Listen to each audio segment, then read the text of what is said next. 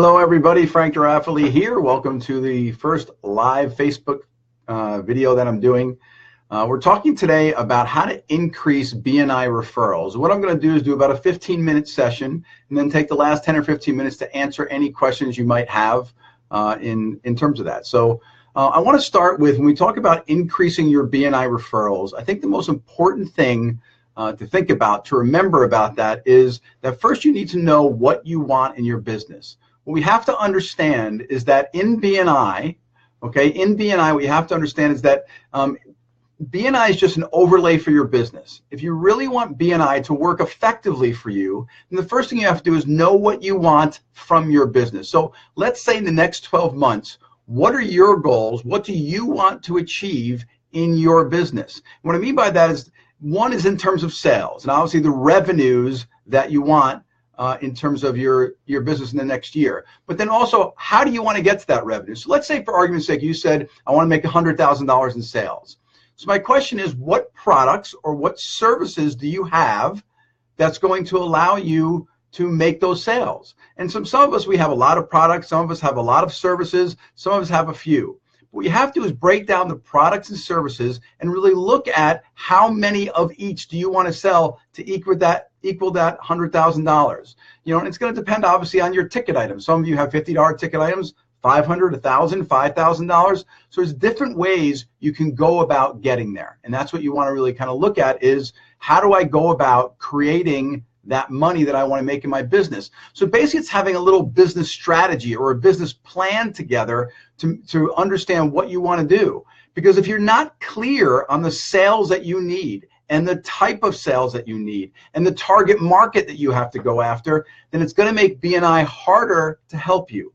BNI can help you if you don't know all that, but it can help you much more effectively if you do know all that. If you really understand your business better. So if I know in the next year I want to make $100,000 and I have 3 different products that I want to sell, and one's at $500, one's at $1,000, and one's at $2,000, and I say, well, I want the $2,000 one, I want that to be 50% of my business in the next year. And the $1,000 one, I want that to be 30%, and the $500, I want that to be 20%. Okay, so those 3 equal 100% of that $100,000. Now it's a matter of, how do I sell the amount of units that I need to make that happen?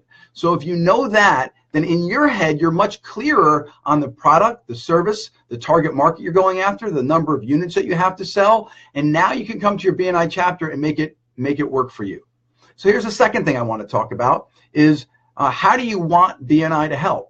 So we just talked about that scenario that you want to make $100,000, let's say, and you have 3 different products at the price points of $2,000, $1,000, and $500. Okay, so do you want BNI to help with all 3 of those products, with just one of them, with multiple? By the way, there's no wrong answer. It's really up to you, and it's up to you developing your business and sales and marketing strategy to see how you want BNI to fit into all that. Maybe you have a great resource right now for your $500 product or service, okay, that it's really out there and it's working and it's going very well for you. So you don't need to sell that one. And maybe your $1,000, you're doing okay, but you really like to increase that $2,000 sale. So maybe that's what BNI can do for you. Maybe BNI helps you increase that $2,000 sale. So really the question is, what do you want BNI to do for you? And if you know that, then again, we can help you develop that strategy to make it work as successfully for you as possible. See, it's all about specificity. It's being specific in the sales that you want, in the target market that you want, in being specific in who you want to sell to, how do you want to sell, and then being specific to how do you want the people in BNI to help you. You want to make it as easy as possible for the people in your chapter to get you referrals. And you do that by doing your homework and understanding your business enough so you can easily get it across to them. Don't go into your BNI chapter thinking about, well, I'm trying to sell to the people in my chapter. The last thing you ever want to do in BNI is sell to the people in the room. In fact, I want you to think about that the people in your BNI chapter will never, ever buy your product or service directly from you. They're never going to buy it from you. Just pretend that. It doesn't matter, because I don't want you going in and looking at the people in the room and talking to them about why they should buy your product or service. Always talk about the person on the outside, someone else that's out there, someone that has this problem, someone that has this life event going on, somebody that needs your product or service. If you talk about that, okay, there's people in the room who you're going to know it applies to them. They're going to get that. They're not dumb people. They'll understand, oh, that person, that's really me. I'm one of those people. But see, by not trying to sell to them, you create a better relationship. You don't make them kind of stay away from you. It's like, oh, he's going to sell me. I don't want to talk to him about this. It's not what you want. You want the people in your room to be your marketing, your PR, and your sales agents for you. And so your job each week is to come and to educate and train them how to do that for you, to do it as effectively as possible, which brings us to our third point today, which is developing a plan. So we talked about first, knowing your business well enough, knowing the revenue that you want in your business in the next year, what products or services that you want to be selling to get to that revenue. And that has nothing to do with BNI. That's just your business, so you know that well enough. And the second one is, how do you want BNI to help you with your plan going forward? Now, I'm not saying that BNI is going to be the 100% of your sales, but the question is, what part of sales do you want BNI to be for you? And so you have to be very clear on how you want BNI to help you. Once you know those two things, then we start putting the plan together in BNI to make it work for you. So what you want to do is say, okay, I have a plan. I now know that in BNI, I want them to help me with this $2,000 product that I have. I need to sell, 25 of those, let's just say. So how am I going to send 25? On average, that's going to be about 2 a month. Okay, but maybe it's a seasonal product, so you have to sell more at one time of the year than the other. Again, things that you have to look at in your business. So then you put together a plan with your weekly presentations, or sales manager minutes as we used to call them, your weekly presentations and your one-to-ones, never mind your member spotlight. And now when you put that together, you can fully understand how to make BNI work for you. So when you're looking at, let's say, your weekly presentations, your sales manager minutes, what you want to do is say, okay, how many weeks am I going to talk about this product or service? So let's say if you're going to dedicate 50% of your revenue you want to come from this one product or service, I think you should spend 50% of your time in BNI. Now, we all know that's about 26 weeks out of a year, right? Out of a 52-week year. So do you do 26 weeks in a row? Only if it makes sense to you. It depends if this is a product that's seasonal or not. And so let's say we're starting now and we're at the beginning of March. So for 6 months, that would bring me to end of September. So if I'm going to September, does March, September make sense for that product or service? Or does it make sense to maybe for 3 months to talk about that product or service, change it and come back to it later on? I don't know that. Only you're going to know that about your business. But what you don't want to do is obviously rotate from one subject to the other each week in your sales manager minute. That's not a plan. Make it easy for your members. Put a strategy together. See what you can do to help them help you get more business. And you do that by really fully knowing your business and putting a strategy together that really can help them do that. So that's a big part is one, plan out your sales manager minutes, your weekly presentations, plan those out so they're helping you get the target market you're looking for. Remember before we said specificity is the key? Well, when you're doing your weekly presentation and you're asking for a referral at the end, either ask for it by name. So you're asking for, I'm looking for Jane Smith of XYZ company. She has this position. Make it easy for them to remember. Make it easy to see if they know that person for you. Or maybe you're doing it by problem. If you know somebody who has this particular problem, that's a good referral for me. Make it specific. Or if you have somebody who's going through this life event right now, okay, that's another specific way to be. Or if you know somebody who has kids between 5 and 10 years old, that's another way to be specific. So you're not always, if you're B2B, you should try and have the name and the position and the company to give to people. If you're B2C, business to consumer, you may not have that, but you do have categories of people. So again, now we're putting together a plan and a strategy that can really work for us. And the other part of that is your one-to-ones. You know, when you're doing your weekly presentations and you're doing your one-to-ones, okay, and you're doing your member spotlight, whatever it is you're focused on at that time of the year, that's what that conversation should really consist of. I never understood when somebody was in the middle of trying to get a certain type of business and they're talking about it for like 4, 6, 8 weeks, and then their member spotlight comes up and they talk about something totally different. And I'm saying, like, what are you doing? You're having a great strategy going forward, talking about the product or services that you want and the target markets that you want. Stay on track. Now when you're doing your member spotlight, you can get deeper into that and get the people in the room to fully understand that much better how to recognize a referral for you. Maybe you go in and talk about how do you have that conversation with somebody? How do you make it easy to refer me out? What are success stories that you have about you? Things like that make it easy for the people in the room to refer you. And that's really what's important. So what we talked about today was, one, you have to know your business. Know what you want out of your business in the next year in terms of your sales, the revenues that you want, the sales that you want, the target markets you're going after, the products and services that you're going to be selling, how many units you need to sell, all of that stuff. Know that. Know your plan. After you know that, then decide, how do you want BNI to help with that? Is BNI going to be 10% of your sales next year, 30, 50, 100? I don't recommend 100, by the way. I think you should be trying different things. But whatever it's going to be, then you have to get a strategy together saying, okay, if BNI is going to be this percentage of my business, then figure out how many units of each product or service that is. It now gives you a goal to stay on track for your business goal, not your BNI goal. Your BNI goal is only built according to what you want to achieve in business, right? Yeah, those are two separate things, but we have to bring it together. And the final thing that I think is most important is make sure you have a plan together. Make sure you've put together a plan that can really help your business through BNI. So strategize your weekly presentations. Understand what you're going to talk about each week and have them connect. So if you're going to talk about something for 12 weeks, make it 12 weeks. Say something different every week, but tie them together so they're really working together. And when you go to do your one-to-ones, make sure you're focused on what you're going to tell that person about your business that time of the year, the target markets that you're looking at. Maybe bring some sheets to make it easy for them. Make it easy for them to find the contacts, the leads, the connections they have. They can turn into referrals for you. And make sure you're asking good questions in that one to make it good for you. And in your member spotlight, do the same thing. Whatever you're focused on at that time of the year, make sure you stay focused on that. And then once you stay focused on that, now you have, it's threefold, right? You're doing your weekly presentations, you're doing your member spotlight, and you're doing your one-to-ones. And they're all focused on a certain result that you want. So I hope you got some value out of that. What I want to do is see if there's any questions, and I'm going to answer those questions for you. So I'm going to put my glasses on to see if I can read any. So let's see. Anybody, if you have a question, put it up. I got to kind of scroll through here and see if there's any questions. Let me see.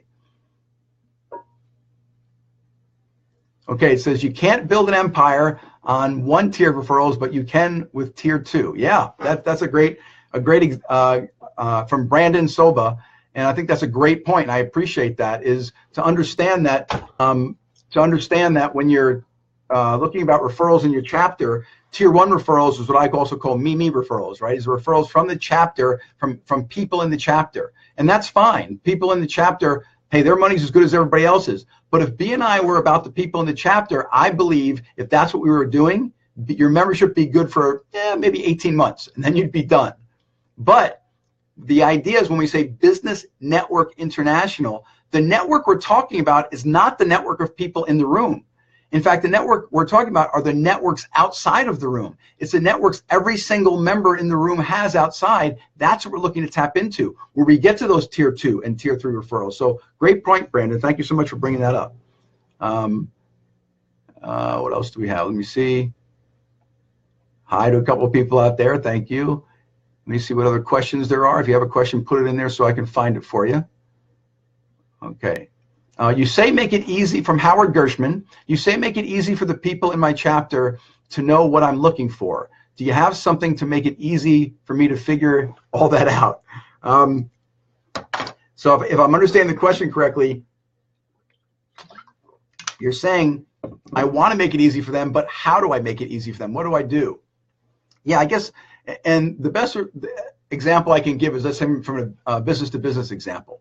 So I'll just use myself as an example. So let's say I'm looking for a training client, and right now I'm looking for people in the medical industry, and I'm focusing throughout all the medical industry. I'm focusing on hospitals, and the hospitals in the area that I'm focusing are on. The one right now I want to talk about in our area is Vassar Brothers Hospital, and at Vassar Brothers Hospital I want to talk to the person who's head of HR and development, and that person's name is Jane Smith. That's pretty specific, right? Because I know I'm looking to sell a particular type of training program. I want to go to the medical industry. Then I want to go to hospitals. I have a specific hospital. I have a position in the hospital, and I have the name of the person. That becomes very specific, where somebody sitting in the room can say, do I know Jane Smith? No. Do I know somebody who knows Jane Smith? No, maybe. Okay. He's looking for someone who's the HR director at Vassar Brothers Hospital. Do I know somebody who is in that position? Do I know somebody in that department? Do I know somebody in administration there? What about another hospital who's someone who's HR? What about another company in the medical industry? Do I know somebody there? What about somebody who's not in the medical industry, but I know an HR person in another company? Might that be of interest to Frank?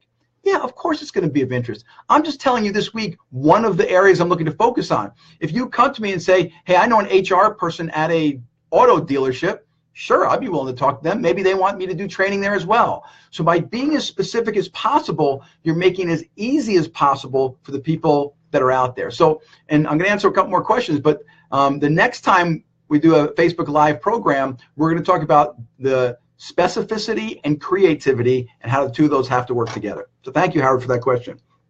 Next one from Jeannie. Jeannie Marie Lowell. It says, how would you best recommend using your power teams to build your referral base? That's a great question. You know, the power teams, and again, just to everybody understands, power teams are those related professions, those professions that tend to refer business to each other. And the example that we always use is, you know, the real estate agent, the mortgage professional, the attorney that does closings, the title insurance, the house insurance. All those people are going to work on the transaction together, right? So when looking at that and saying, if you want to build your referral base, first, you need to have at least 5 or 6 people, key people in your power team who are willing to work within the power team. It's one thing to have members in the chapter who are in the power team, but if they're not willing to work together and refer business, then it's not really a power team. It's just what we call a contact sphere. It's theoretical versus actual. Power teams are actual people working together, and that's what we want to focus on. So when you're in your power team, my recommendation is to meet. Your power team should meet on a monthly basis. Every month, get together, plan a breakfast, plan a lunch, get together for, I would say, at least 2 hours and have a meeting about each other's contacts, connections, and leads.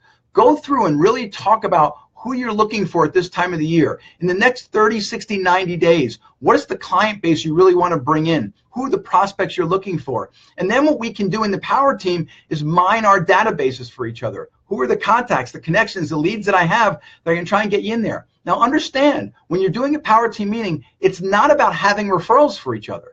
It's about developing referrals for each other. And if we can start focusing on developing referrals, what I call creating something from nothing, that takes BNI to a whole nother level. And that's really where we want it to go. So get your power teams together and get focused on sharing your goals, what you want to achieve, have a monthly meeting, and see how you can start developing referrals for each other. Thank you very much, Jeannie, for that question. Appreciate it. And let me see if there's any other questions. Would you outline your breakdown of activity in your 10-minute presentation? That's from Ken Critcher, if I'm saying that right, Ken. I apologize if I'm not. You know, we have a whole workshop that we kind of do this on.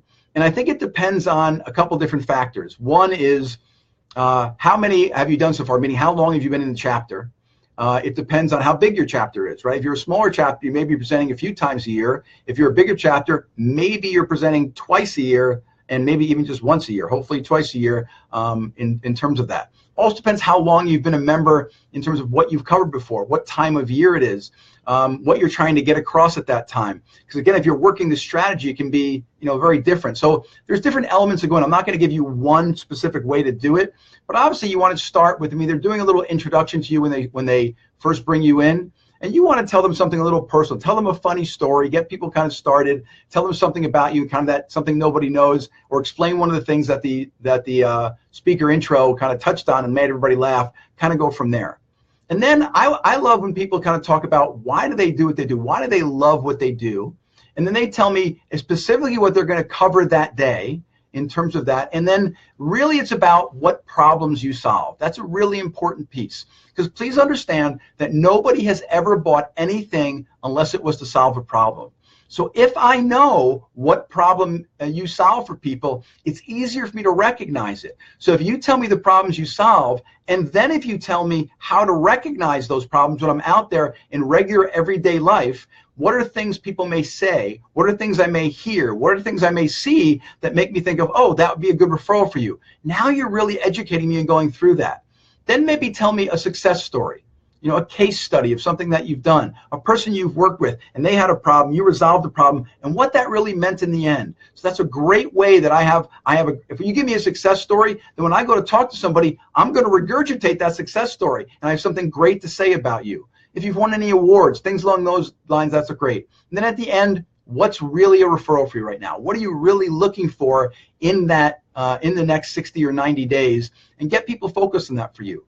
My other thing is have a presentation ready. Have handouts ready. If it's a flyer, if it's a packet, if you're doing a PowerPoint, you want people to leave with something in their hands, and don't hesitate to tell them that after the presentation, you're going to send them some notes on what you talked about so they have that in their computer for you.